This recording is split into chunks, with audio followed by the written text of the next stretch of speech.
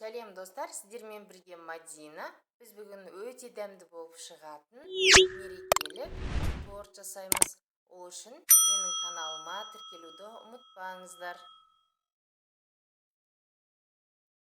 Алдымен ыдысымызға 3 жұмыртқаны саламыз.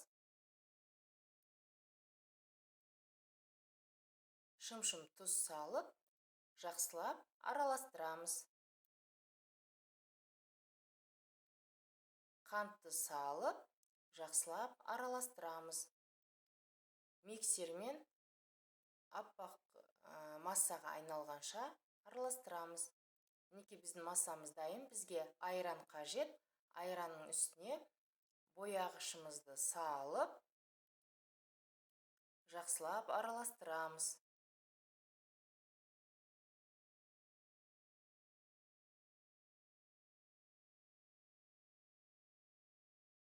Мінекей осындай қызыл түс пайда болды. Оған сұйық майды құйып, жақсылап араластырамыз.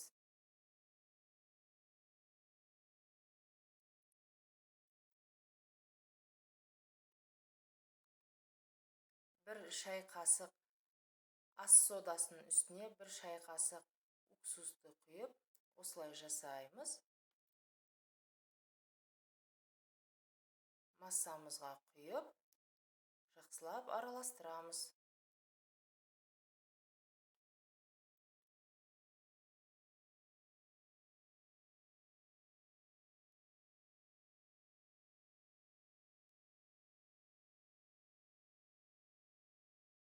Бәрін қосып, жақсылап миксерлейміз.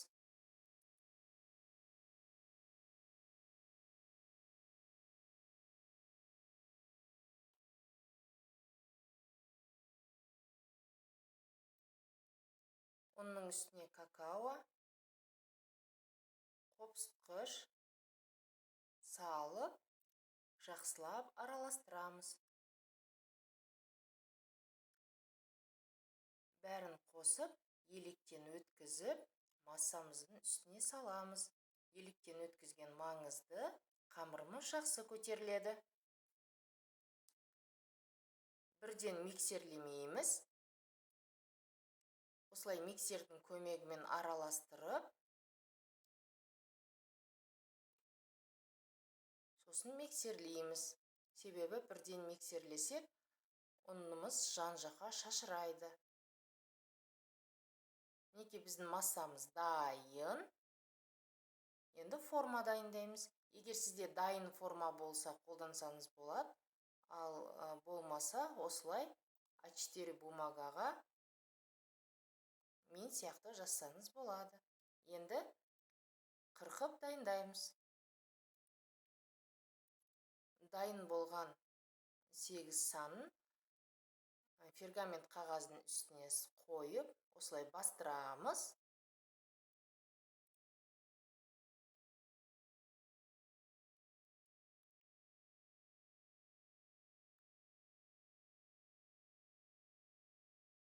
Дайын массамызды кондитерлік қапшыққа салып,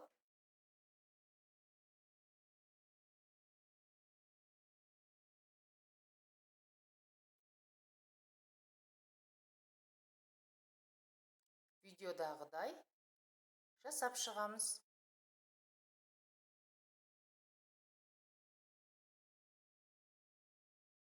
Өте оңай әрі тез дайындалады.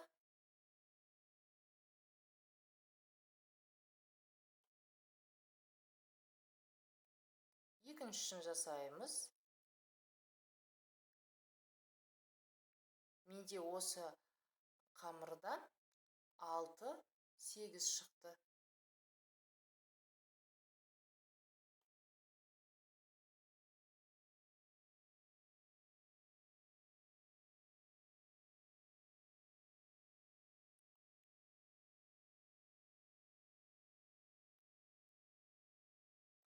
Енді қалған жерлерін қасықпен осылай әрлейміз. Қызып тұрған пеште 10-15 минут пісіреміз.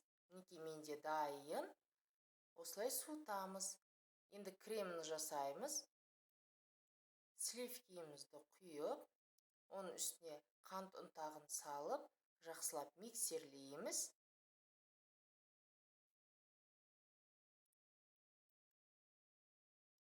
Оған творожный сырды салып, жақсылап миксерлейміз.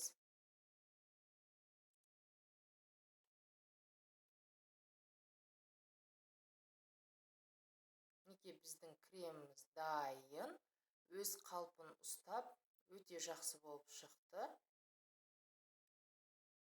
Енді дайын болған сегіздерімізді осылай бәрін біркелкі етіп жасап аламыз. Пропитка дайындаймыз. 100 грамм суға 100 грамм қант салып, жақсылап араластырып, орташа отта 5 минут қайнатамыз.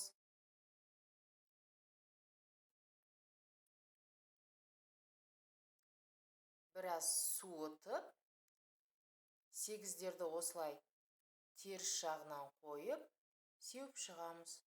Видеодағыдай.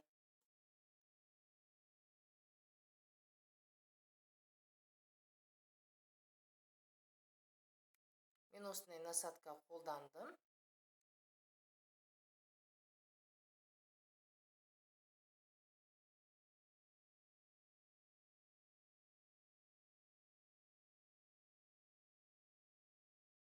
Қалауыңызға қарай әртүрлі насадка қолдансаңыз болады, қолданбасаңыз да болады.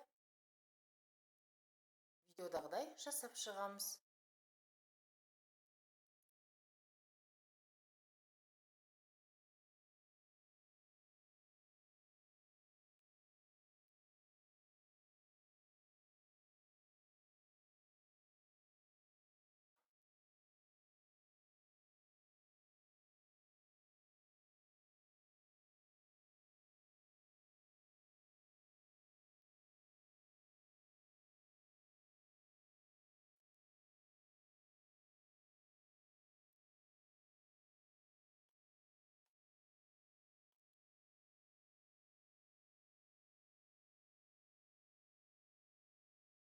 Екіншісін қоямыз. Бәрін теріс жағын қойып жасаймыз. Сол кезде теріс жағына кремі жақсы сіңеді. Осылай жинаймыз.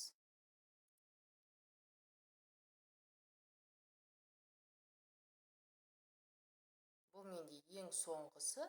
Ең соңғысын оң бетінен қоямыз.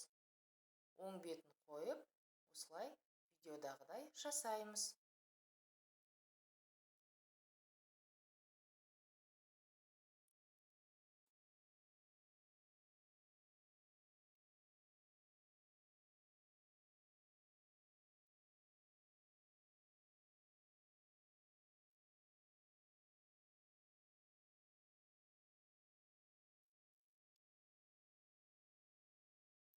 Кремге біраз қызыл бояғыш қосып, мен осындай қызыл гүлдер жасадым.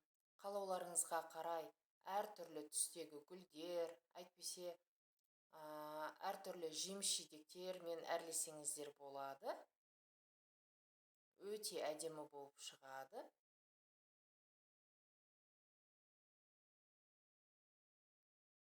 Жасыл түспен гүлдерге жапырақ жасадым.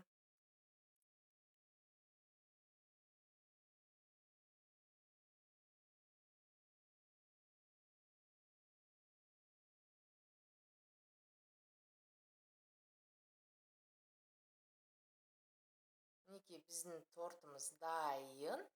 Өте әдемі болып шықты. 4-5 сағат холодильникте ұстаймыз.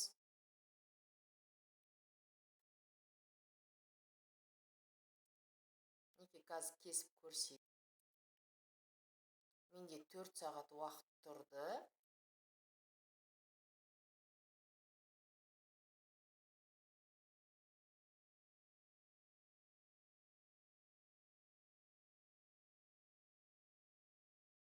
Жұп-жұмсақ, өте дәмді болып шықты.